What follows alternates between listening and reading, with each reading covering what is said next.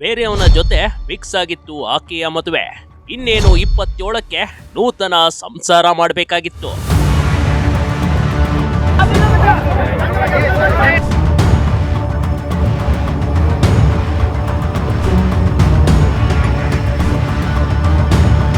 ಮದುವೆ ವಿಷಯ ಕೇಳಿ ಎಂಟ್ರಿ ಕೊಟ್ಟಿದ್ದ ಹಳೆಯ ಲವರ್ ಫೋಟೋ ವೈರಲ್ ಮಾಡಿದ ಆಕೆಯ ಜೀವವೇ ಹೋಯ್ತು.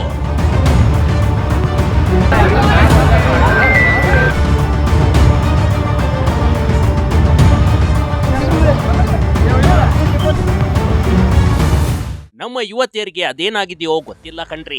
ಲವ್ ಮಾಡಬೇಕಾದ್ರೆ ಮೊದಲು ಎಲ್ಲವೂ ಸರಿಯಾಗಿರುತ್ತದೆ.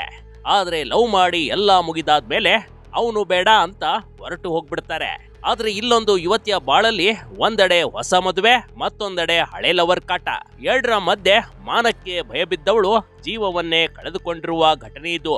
ಅಂದಹಾಗೆ ಈ ರೀತಿ ಘಟನೆ ನಡೆದಿರುವುದು ವಿಜಯಪುರ ಜಿಲ್ಲೆಯ ಸಿಂದಗಿ ತಾಲೂಕಿನ ಬಂದಾಳ್ ಗ್ರಾಮದಲ್ಲಿ ಕಣ್ರಿ.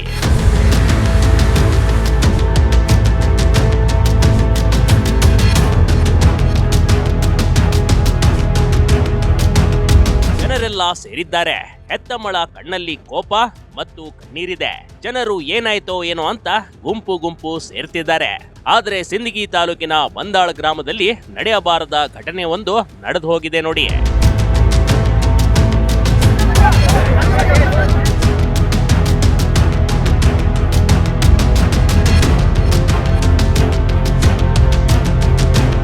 ಬಂದಾಳ್ ಗ್ರಾಮದ ಯುವತಿ ಮಸೀದಿ ಬಳಿ ಇರುವ ಬಾವಿಗೆ ಹಾರಿದ್ದಾಳೆ. ಆಕೆಯನ್ನ ನೋಡಲು ಗ್ರಾಮದ ಜನರು ಸೇರಿದ್ದಾರೆ. ಇದು ಆತ್ಮಹತ್ಯೆಯೋ ಅಥವಾ ಮರ್ಯಾದೆ ಹತ್ಯೆಯೋ ಗೊತ್ತಿಲ್ಲ ಕಣ್ರಿ.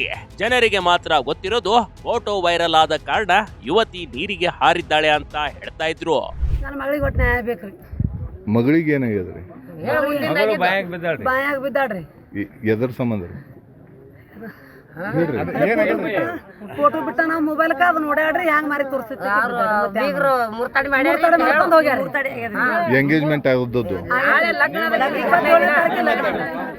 ಹೀಗೆ ನೀರಿಗೆ ಹಾರಿದ ಯುವತಿ ಜಯಶ್ರೀ ಬಿರಾದಾರ್. ಜಸ್ಟ್ 22 ವರ್ಷ ಅಷ್ಟೇ. ಇದೇ ಏಪ್ರಿಲ್ 27ಕ್ಕೆ ಮದುವೆ ಫಿಕ್ಸ್ ಆಗಿತ್ತು.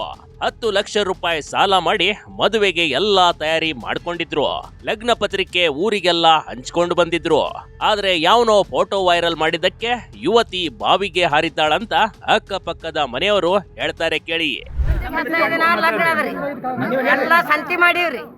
ಈಗ 10 ಲಕ್ಷ ಸಾಲ ತೆಗ್ದಾಳ ಬಡ್ತಂದ ಮಗಳದು ಒಂದು ಮಗಳದು ಮಾಡ್ಬೇಕಂತ ಎಲ್ಲ ಸಂತಿ ಮಾಡಿ ಲಗ್ನ ಪತ್ರ ಚಾಪ್ಸಾರ ಎಲ್ಲ ಚಾಪ್ಸಾರ. ಫೋಟೋ ಬಿಟ್ಟಾನ. ಫೋಟೋ ಬಿಟ್ಟು ಬೀಗತಾನ ಮುರ್ತಕ್ ಮಾಡ್ಯಾನ. ಇದು ಆಯ್ತಲ್ಲ ಮಗಳು ಯಾರಿಗೆ ಹೇಳ್ಯಾರ ಬಂದು ಬಾಯಿ ಹಾರ್ಕೊಂಡ. ಇದೇ ನ್ಯಾಯ ಹುಡುಗ ಕರೆಸಿ ಹೇಳ್ಯಾನ್ರಿ. ಹಾನ್ರಿ ಅವ್ರು ಮೂತಾಣಿ ಮಾಡ್ಕೊಂಡು ಮುಂಜಾನೆ 10ಕ್ಕೆ ಹೋಗ್ಯಾರಿ. 6ಕ್ಕೆ ಅಕ್ಕಿ ಹಾರ್ಕೊಂಡಾಳ ಯಾರಿಗೆ ಹೇಳಾರ. ಇದು ನ್ಯಾಯ ಕೊಡಿಸ್ರಿ. ಯುವತಿಯ ಸಾವಿಗೆ ಕಾರಣವಾದ ಹಳೆ ಪ್ರೇಮಿ. ಖಾಸಗಿ ಫೋಟೋಗಳು ವೈರಲ್, ಯುವತಿ ಶಾಕ್. ಎಲ್ಲವೂ ಅಂದುಕೊಂಡಂತೆ ಆಗಿದ್ರೆ ಇದೇ ಏಪ್ರಿಲ್ 27ಕ್ಕೆ ಜಯಶ್ರೀ ಮದುವೆ ಧೂಮ್ ಧಾಮ್ ಆಗ್ತಿತ್ತು ಕಣ್ರಿ. ಗುರು ಹಿರಿಯರ ಆಶೀರ್ವಾದದಿಂದ ಮದುಮಗಳಾಗಿ ಆರಾಮಾಗಿ ಇರ್ತಿದ್ಲು.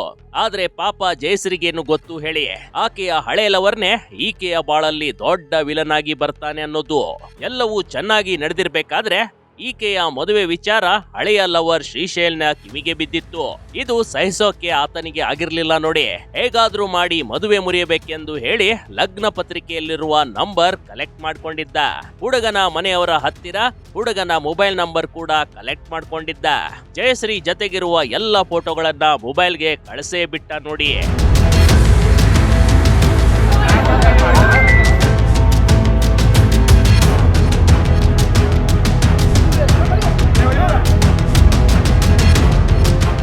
ನೂತನ ವಧುವಿಗಾಗಿ ಹಾಗೂ ಮದುವೆ ಸಂಭ್ರಮದಲ್ಲಿದ್ದ ವರನ ಮನೆಯವರಿಗೆ ಜಯಶ್ರೀ ಫೋಟೋಗಳನ್ನ ನೋಡಿ ಶಾಕ್ಗೆ ಒಳಗಾಗಿದ್ರು. ಯಾಕಂದ್ರೆ ಆತ ಕಳಿಸಿರುವ 11 ಫೋಟೋಗಳಲ್ಲಿ ಜಯಶ್ರೀ ಜೊತೆ ಶ್ರೀಶೈಲ ಲವ್ ಮಾಡಿದ ಕ್ಷಣಗಳಿದ್ವು.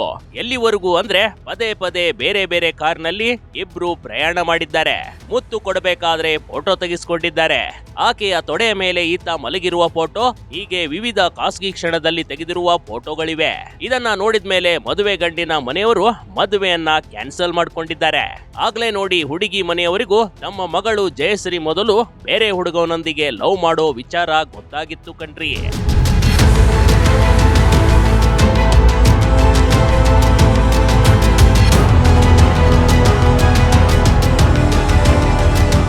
ನಿಜವನ್ನ ಮುಚ್ಚಿಟ್ಟು ಇನ್ನೋರ್ವ ಹುಡುಗನ ಜೊತೆ ಜಯಶ್ರೀ ಮದುವೆ ಆಗೋತಕ್ಕೆ ಹೊರಟಿದ್ಲು.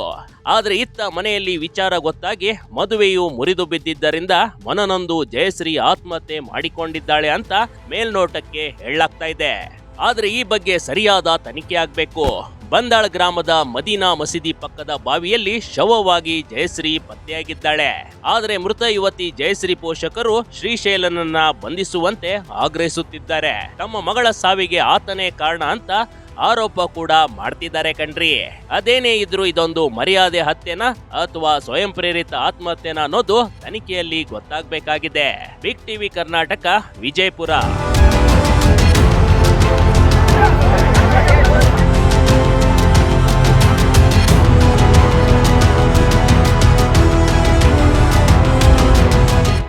ಬಿಗ್ ಟಿವಿ ಕರ್ನಾಟಕ ಯೂಟ್ಯೂಬ್ ಚಾನೆಲ್ಗೆ ಈಗಲೇ ಸಬ್ಸ್ಕ್ರೈಬ್ ಮಾಡಿ. ಧನ್ಯವಾದಗಳು.